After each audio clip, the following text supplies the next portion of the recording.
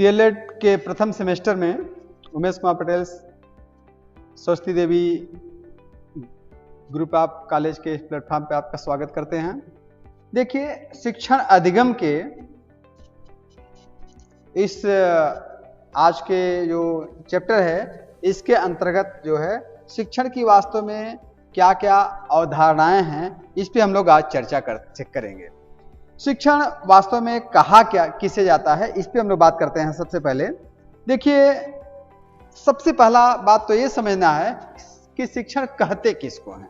हम इसकी अवधारणा जो है, इसकी अवधारणा को जानने के लिए सबसे पहले हमें जाना कि शिक्षण कहते क्या हैं। वास्तव में हर कोई इस प्रकृति में जो भी आया है कुछ न कुछ सीखता ही रहता है, कुछ जानता ही रहता है। एक प्रकार से कहते हैं कि जो सीखना होता है उसे हम शिक्षण कहते हैं। अगर हम सीखने को अगर हम शिक्षण कह दें, सीखने को अगर हम शिक्षण मान लें, तो सीखते तो बहुत से लोग हैं। पशु पक्षी भी सीखते हैं, जो भी सीखता हर कोई सीखता रहता है। तो क्या जो पशु पक्षी सीखते हैं उन्हें भी क्या हम शिक्षण मानेंगे? प्रत्येक जो प्राणी है वो उसे अपना देखने सुनने की जो इंद्रियां होती हैं उसका कुछ न कुछ व्यवहार करता रहता है। लेकिन जो पशु पक्षी जो हैं, अगर देखिए कि वास्तव में वे भी कुछ सीखते हैं। तो अगर वे सीखते हैं तो हम प्रकृति जब से शुरू हुई, जब से पशु पक्षियों की जब से शुरुआत हुई, तब से देखते हैं कुछ ना कुछ वो सीखते रहते हैं। लेकिन क्या उनके व्यवहार में, उनके विचार में कोई परिवर्तन आया है? ऐसा देखने में नहीं आया है। सदियों से जैसे वे पहले थे उसी प्रकार से आज भी वे व्यवहार करते आए हैं, वैसा ही उनके व्यवहार में कोई भी परिवर्तन नहीं आया है। अब ये क्यों हुआ है? यद्यपि सीखना इनका भी जारी है, ये भी सीख रहे हैं, लेकिन व्यवहार में क्यों परिवर्तन नहीं आता है? इसके पीछे कारण ये होता है कि वास्तव में जो पशु पक्षी सीखते हैं इसमें जो है कि किसी तरह का कोई भी जो होता है व्यवहार जो होता है उसमें इनका परिवर्तन जो होता है वह नहीं आता है। वो क्यों नहीं आता है? क्योंकि जब ये सीखते हैं तो उनके अंदर जो होता है विवेकशीलता की कमी होती है। वो विवेकशील नहीं होते हैं, सोचते नहीं है, समझते नहीं है। अगर वह विवेकशील होते, कुछ सोचते, कुछ तर्क करते, कुछ विचार करते, तो निश्चित रूप से उनके व्यवहार में भी परिवर्तन होता। लेकिन उनका व्यवहार जैसे का तैसे बना रहता है। अब आते हैं, एक छोटा सा बच्चा जो होता है, छोटा बालक जो होता है, वो सीखता है। बचपन से लेके जैसे जैसे उसको उम्र बढ़ती जाती है वैसे उसमें विवेक की अपना वृद्धि होती जाती है, उसमें सीखने की क्षमता का विकास होता जाता है। अब देखिए कि वह जैसे जैसे अपना उसकी उम्र बढ़ती है वैसे वैसे उसकी बुद्धि बढ़ती है।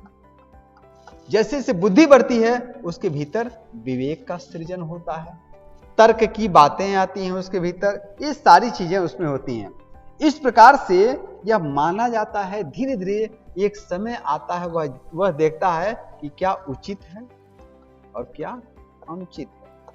प्रत्येक कार्य में जब वह बच्चा जब कोई काम करता है तो देखता है कि क्या करना उचित रहेगा और क्या करना अनुचित रहेगा। इसका वह विचार करता है, वह तर्क करता है। जब यही जो उचित अनुचित के विचार की जो तर्क विवेक के द्वारा उचित अनुचित का विभेद करना और यह जो तर्क करना, यही उसके जो होता है बुद्धि का परिचायक होता है कि अगर जो सीख रहा है वह सीखने में उसका व्यवहार में परिवर्तन हो रहा है। जबकि पशु पक्षी के व्यवहार में कोई परिवर्तन नहीं हो रहा है, वो भी सीखते हैं। उनके बच्चे जो पशु पक्षी के बच्चे होते हैं उनका देखते कैसे दाना चुगते हैं, कैसे खाना खाते हैं, कैसे व्यवहार, लेकिन उनके व्यवहार में कोई परिवर्तन नहीं होता है। जबकि यहाँ छोटा बच्चा के व्यवहार में धीरे धीरे उम्र के साथ जैसे जैसे आगे बढ़ता है इसके व्यवहार में, विचार में परिवर्तन आने लगता है। या अच्छा क्या है, बुरा क्या है, क्या अच्छा है क्या बुरा है, इसमें भेद करने लगता है। क्या पाप है क्या पुण्य है, इसका भेद करने लगता है। क्या करना चाहिए क्या नहीं करना चाहिए, इसके अंतर्गत भेद करने लगता है। क्या वांछित है और क्या अवांछित है, इसके भीतर भेद करने लगता है। यानी यह जो है कि इसके भीतर यह तर्क करने की, विचार करने की, विवेक की क्षमता का वृद्धि हो जाता है। हमें देखते हैं कि यह सुधार कैसे हुआ। बच्चे के भीतर जो व्यवहार में परिवर्तन आया, या किसी के प्रेरणा से आया, किसी के विचार से आया, यही जो प्रेरणा होती है, जो अपने कुछ सीखने, जो सिखाने, जिसका अनुकरण करते हैं, उसे ही गुरु मान लिया जाता है। गुरु। अब देखिए, गुरु की बात होती है तो गुरु का जैसे होता है कि अपने गुरु का शुरुआत में जैसे देखिए, आप देखेंगे कि गुरु जो होते हैं वह प्रत्येक कुछ धर्म के संबंधी, धर्म की कुछ बातें होती हैं, उनके कुछ गुरु माने जाते हैं। कुछ बातें होती हैं उनके गुरु माने जाते हैं, जैसे कुछ ज्ञान सिखाए, कोई अगर कल्चर एक्टिविटी हुई उसके गुरु माने जाते हैं। जो अब शिक्षा जो दिया उसे हम, वो जो गुरु होते हैं उसे हम शिक्षक कहते हैं। शिक्षक माने शिक्षा देने वाले जो गुरु होते हैं उसे हम शिक्षक मानते हैं। और यह जो होते हैं विद्यार्थियों के लिए, यही शिक्षक जो होते हैं, यह सबसे बड़े गुरु की संज्ञा इनको दी जाती है। अब देखिए, गुरु सिर्फ, अब बात आई शिक्षा देने की, तो गुरु जो होते हैं सिर्फ अपने पाठ्यवस्तु जो होते हैं उसी की जानकारी ये सिर्फ नहीं देते हैं। ये नहीं कि गुरु सिर्फ अपने किताब पढ़ाएं वो गुरु माने जाते हैं, बल्कि गुरु जो होते हैं वास्तव में उनकी शारीरिक, बौद्धिक, आर्थिक, सामाजिक और साथ में पर्यावरणीय, यह जो होते हैं इस सभी के तरह से शारीरिक, बौद्धिक, आर्थिक, सामाजिक और पर्यावरणीय, इन सब बातों की जानकारी वे देते हैं और उनको इस सब कार्य में उनको सकुशल बनाने का प्रयास करते हैं। ये ताकि हर कार्य में ये कुशलता के साथ हर काम ये कर चुके हैं, यानी सकुशल कोई भी काम हो, हर कार्य में या आगे बढ़ चढ़ के हिस्सा लें और जानें। अब देखिए, वास्तव में यानी यह जो विद्यार्थी होते हैं, शिक्षा जिनको दी जाती है, विद्यार्थी होते हैं, विद्या जो अध्ययन करते हैं, विद्यार्थी को पूर्ण रूप से दक्ष बनाने में, दक्षता का जो गुण होता है, जिन जिन बातों को ध्यान में रखते हुए इनको दक्षता इनको प्रदान की जाती है, इनको दक्षता दी जाती है, वो सारा कार्य यह गुरु जो होते हैं, जो शिक्षक होते हैं, ये अपना पूरा करते हैं। ये देखिए, अब कुशल शिक्षक का वास्तव में यही गुण ही है। कुशल शिक्षक जो होते हैं, ये सारे गुण जितने आपको बताए कि शारीरिक, बौद्धिक, आर्थिक, सामाजिक, पर्यावरणीय, हर तरह से, यानी कहा जाए तो पूर्ण रूप से इन्हें, वह गुरु जो होते हैं, वह सर्वांगीण विकास एक विद्यार्थी जो है, विद्यार्थी का अपना सर्वांगीण विकास का कार्य पूरा कर। सर्वांगीण माने हर क्षेत्र में जहां भी जाएं, हर प्रकार से उनका हर क्षेत्र में वह विकास हो, चाहे वह सामाजिक हो, आर्थिक हो, पारिवारिक हो, हर क्षेत्र में जहां भी जाएं सर्वांगीण विकास, यानी प्रत्येक क्षेत्र में उनके विकास की बात गुरु करते हैं। और यही सारी क्रियाएं जो होती हैं, विद्यार्थी की अंतः क्रिया को प्रोत्साहित करते हुए उन्हें बाह्य क्रिया के साथ सामंजस्य बिठाने का कार्य जो होता है, यह सारा कार्य जो होता है, यह होता है शिक्षण। यानी पूरा कार्य जो हुआ, यह शिक्षण जो होता है, यह सारा कार्य सर्वांगीण विकास के क्षेत्र में जो भी कार्य, जो कोई भी क्रियाविधि, जो गतिविधियां होती हैं, ये सारा कुछ मिला करके इन्हें हम शिक्षण कहते हैं। यानी कि पूरा शिक्षण जो होता है कि हर कार्य में विद्यार्थी को अपना सर्वांगीण विकास करते हुए हर कार्य में पारंगत करने का कार्य जो शिक्षक करते हैं, उसे हम शिक्षण की संज्ञा देते हैं। अब आइए, शिक्षण की वास्तव में परिभाषाएं क्या होती है। हम जो है कि शिक्षण में, जैसे मान लेते हैं शिक्षण के बारे में हम जान के शिक्षण कहते किसे हैं, लेकिन कुछ विद्वानों ने, कुछ शिक्षाविदों ने इससे संबंधित कुछ परिभाषाएं भी दी हैं, कुछ बातें बताई हैं। उसे हम देखते हैं कि क्या क्या परिभाषाएं होनी चाहिए। जैसे देखिए बीओ स्मिथ जो हैं, इनके अनुसार वास्तव में शिक्षण अधिगम को उत्प्रेरित करने वाली एक पद्धति। शिक्षण अधिगम को उत्प्रेरित करने वाली पद्धति।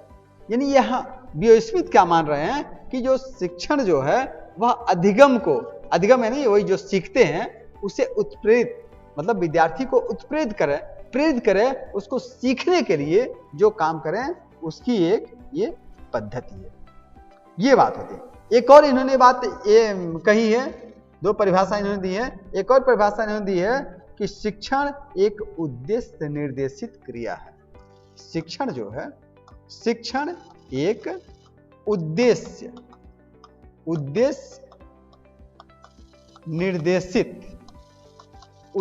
निर्देशित क्रिया है। यानी शिक्षण कार्य जो है एक खास उद्देश्य को लेकर के ऐसे उस उद्देश्य के क्षेत्र में, उस दिशा में निर्देशन करने की क्रिया जो होती है, इसे ही हम शिक्षण कहते हैं। यानी बीओ स्मिथ के अनुसार शिक्षण अधिगम को उत्प्रेरित करने वाली एक पद्धति है, या एक दूसरी परिभाषा इनकी है शिक्षण एक उद्देश्य निर्देशित क्रिया है। यानी कि हम जब जान जाएंगे जहां शिक्षण के साथ उद्देश्य निर्देशन की बात आती है, उद्देश्य निर्देशन क्रिया की बात आती है, वह बीओ स्मिथ का कथन है। साथ में एक अपना अधिगम को उत्प्रेरित करने की पद्धति की बात जहां आती है, वो भी बीओ स्मिथ के अनुसार इस बात को अपना माना जाता है। ये देखिए, अब निश्चित रूप से आप समझ जाएंगे कि जहां भी इस बात का जिक्र हो वहां जान लीजिए को इन्होंने बीओ स्मिथ ने इस चीज को अपने बताए हैं। अब देखिए एल.एन. गेज, एक शिक्षा शास्त्री हैं एल.एन. गेज, इन्होंने एक परिभाषा दी है कि शिक्षण एक प्रकार का पारस्परिक प्रभाव है। शिक्षण एक प्रकार का पारस्परिक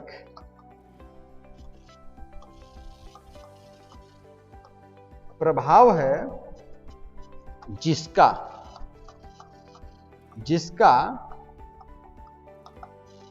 उद्देश्य दूसरे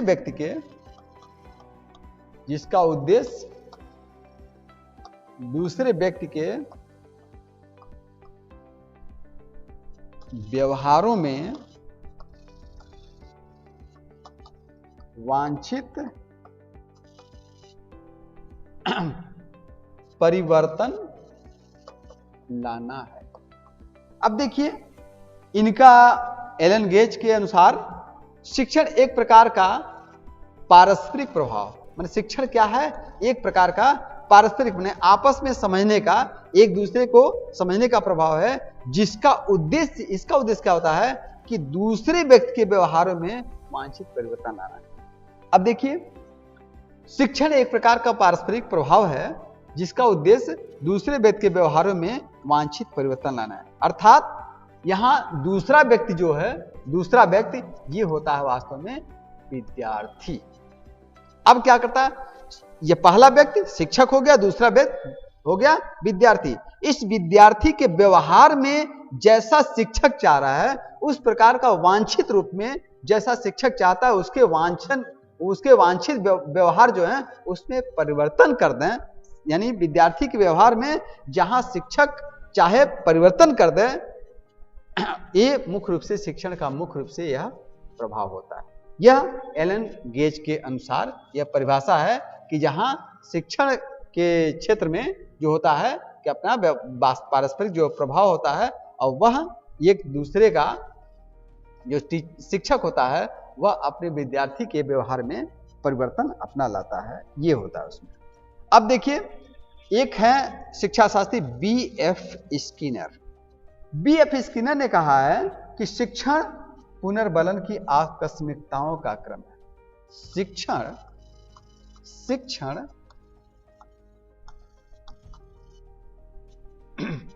पुनर्बलन की आकस्मिकताओं का क्रम है। अब देखिए यहां बात हो रही है कि स्किनर के अनुसार शिक्षण जो था पुनर्बलन, मतलब जहां विद्यार्थी के उत्प्रेरित करने के लिए, जहां पुनः उसको क्षेत्र में लाने के लिए, उसको क्या कहिए कि रुचि के अनुसार, उत्साह के अनुसार उसको आगे बढ़ने के लिए जो काम किया जाता है वह आकस्मिक जो व्यवहार में इसके परिवर्तन शिक्षक लाता है विद्यार्थी को, वही क्रम जो है, ये क्रम ही शिक्षण है। यानी शिक्षण पुनर्बलन की आकस्मिकताओं का क्रम है। यह जो है अपना स्किनर के अनुसार यह इनका कथन है। अब देखिए हम जान गए स्किनर ने अपना क्या क्या बातें कही कि पुनर्बलन की आकस्मिकताओं का क्रम है, इसको अपने जान गए कि स्किनर ने कहा। अब देखिए क्लार्क के अनुसार, क्लार्क ने शिक्षण के परिभाषा को किस प्रकार परिभाषित किया है कि शिक्षण वह प्रक्रिया है जिसके प्रारूप और संचालन की व्यवस्था इसलिए की जाती है कि छात्रों के व्यवहार में परिवर्तन किया जा सके। अब देखिए शिक्षण वह प्रक्रिया है, शिक्षण वह प्रक्रिया है, शिक्षण वह प्रक्रिया है जिसके प्रारूप और संचालन की व्यवस्था, जिसके प्रारूप और संचालन की व्यवस्था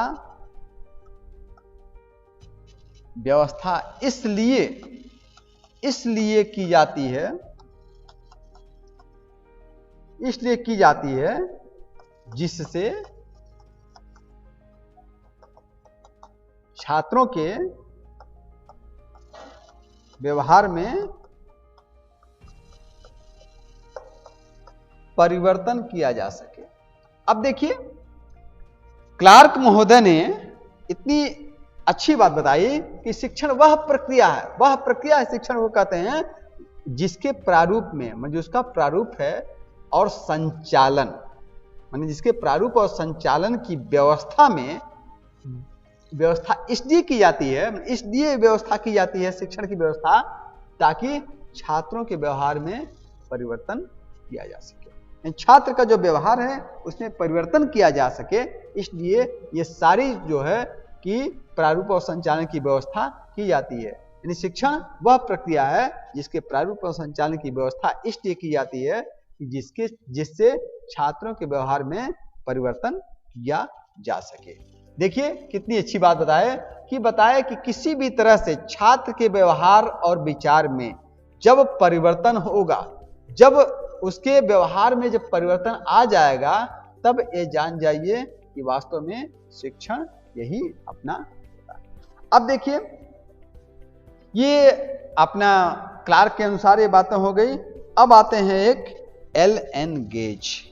एल.एन. गेज एक शिक्षा शास्त्री थे। इन्होंने कहा शिक्षण एक प्रकार का पारस्परिक प्रभाव है जिससे दूसरे व्यक्ति के व्यवहारों और विचारों का आपके ये परिवर्तन किया जाता है। देखिए यह एल.एन. गेज 2 बार हो गया है। वही चीज है जिसके मतलब दूसरे इस प्रकार से ताकि दूसरे व्यक्ति के जो होता है वांछित जो परिवर्तन लाया जा सके उसे ही शिक्षण कहते हैं। ये अपना है।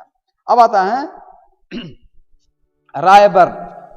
रायबर्न जो है एक शिक्षा शास्त्री हैं। इनका जो रायबर्न जो है इनका शिक्षण के रूप में, शिक्षण के ऊपर इनकी परिभाषा ये है कि शिक्षण ऐसे संबंध है, मान शिक्षण एक ऐसा संबंध है, शिक्षण ऐसा संबंध है,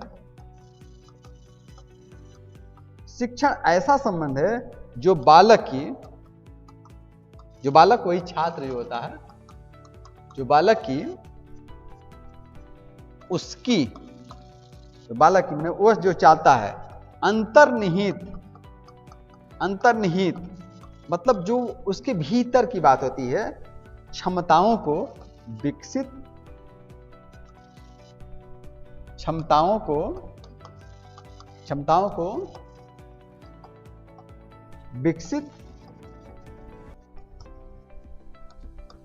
करने में उसकी सहायता कर सके। अब देखिए, इन्होंने रायबर्न ने क्या कहा है कि शिक्षण ऐसा संबंध है, शिक्षण इस प्रकार का ऐसा संबंध है जो बालक माने जो विद्यार्थी है, छात्र है, उसकी जो आंतरिक अंतर्निहित माने भीतर जो चाहता है वो अंतर्निहित क्षमता माने उनके भीतर की क्षमता को विकसित करने का और उसी जो होता है उसकी सहायता कर सके, यानी उसके भीतर की क्षमता को विकसित करने में जो सहायता कर सके उसे ही हम शिक्षण कहते हैं। अर्थात अपना इन्होंने कहा कि शिक्षण का ऐसा संबंध ऐसा है जो बालक की अपनी क्षमता जो होती है, अपने भीतर की जो क्षमता है उसको विकसित करने के लिए अपना सहायता करने का जो कार्य करे ये होता है। अब आते हैं एक रायंस जो होते हैं, इनका एक विचार है कि दूसरों को सीखने के लिए दूसरों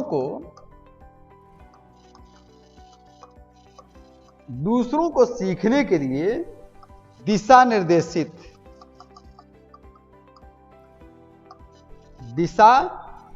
निर्देशित करने तथा अन्य प्रकार से उन्हें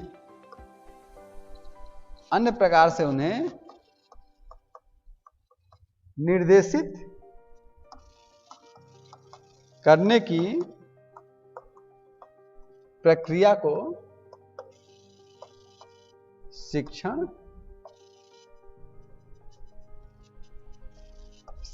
कहा जाता है।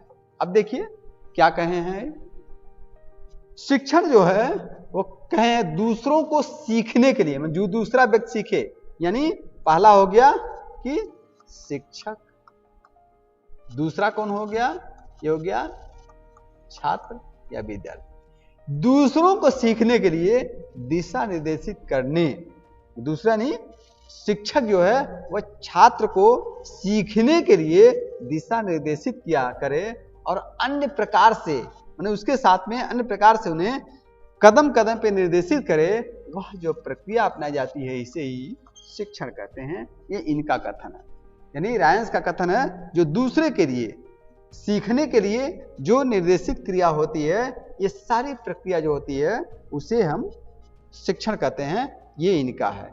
यानी कि छात्र और शिक्षक के बीच का वह संबंध जो विशेष तौर पे जो दूसरे को सीखा जाए, सिखाया जाए, बताया जाए, ये सारी चीजें अपना होती हैं। देखिए ये सारे लोग यहाँ से लेकर के 7 तक अपने हो गए, सारे लोग बाहर के थे, विदेशी लोग थे।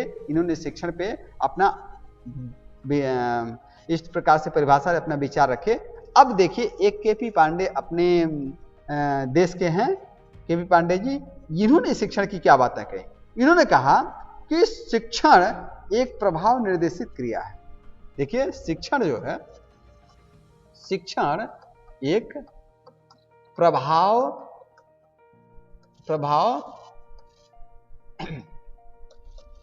निर्देशित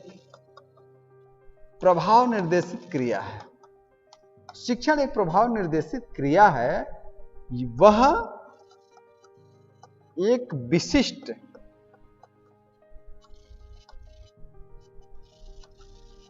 विषय वस्तु की संरचना, सीखने वाले पर प्रभाव डालता है। देखिए ये कितनी अच्छी बात इन्होंने बताई कि अपना कि शिक्षण का जो प्रभाव होता है, शिक्षण जो प्रभाव डालता है वह एक निर्देशित क्रिया है। निर्देशित मतलब जहां निर्देश दिया जाए, निर्देश बताया जाए, यह कार्य करिए, यह कार्य न करिए, यह निर्देशित क्रिया है। शिक्षण एक प्रभाव निर्देशित, प्रभाव बने प्रभाव देता है, प्रभाव निर्देशित क्रिया है। और वह क्या होता है, एक विशिष्ट विषय वस्तु को, विशिष्ट माने खास, विशेष तौर पे विशिष्ट वस्तु, विषय वस्तु की संरचना जो होती है वह उसके सीखने वाले पर प्रभाव डालता है। यानी जब कोई एक विशिष्ट वस्तु हुई, उसकी जो होती है, उसकी संरचना में होता है, सीखने पर जो प्रभाव डालता है, ये ऐसी जो होती है निर्देशित क्रिया है। शिक्षण एक प्रभाव निर्देशित क्रिया है जो विषय वस्तु की संरचना सीखने वाले पर प्रभाव डालता है। अर्थात यहाँ शिक्षक और छात्र आ गए, तो शिक्षक जो होता है ये निर्देश देता है, सिखाता है, और अंत में जो सीखने वाला जो होता है वह छात्र होता है। इसके जो होता है, इसके व्यवहार में, विचार में परिवर्तन आता है। ये सारी चीजें होती हैं, यह शिक्षण की प्रक्रिया के अंतर्गत आता है। यानी कि मुख्य रूप से जितने लोगों ने, आप देखिए, चाहे वो बीओ स्मिथ हो या एलन गेज हो या बीएफ स्किनर हो, क्लार्क हो, रायबर्न हो, रायंस हो या केपी पांडे जी हो, जितने लोगों ने, जितने शिक्षा शास्त्रियों ने, जितने मनोवैज्ञानिकों ने शिक्षण को लेकर के अपनी परिभाषाएं दी हैं, उसमें मुख्य रूप से उसके केंद्र में शिक्षक और छात्र रहते हैं। केंद्र में छात्र हैं और किनारे शिक्षक हैं। शिक्षक जो होता है छात्र के व्यवहार, विचार में परिवर्तन लाते हुए उनमें हमेशा सीखने की क्षमता का विकास करता है, उन्हें आगे बढ़ाता है। निश्चित रूप से शिक्षण का अर्थ जो होता है, इससे इन सारी परिभाषाओं से पूर्णतः स्पष्ट हो जाता है कि शिक्षण वास्तव में किसे कहते हैं। देखिए, ये आज हम लोग शिक्षण की अवधारणा पे चर्चा किए और उस शिक्षण की परिभाषा पे हम लोग बात किए। अगले हम लोग शिक्षण की और भी बातें करेंगे। तब तक के लिए नमस्ते।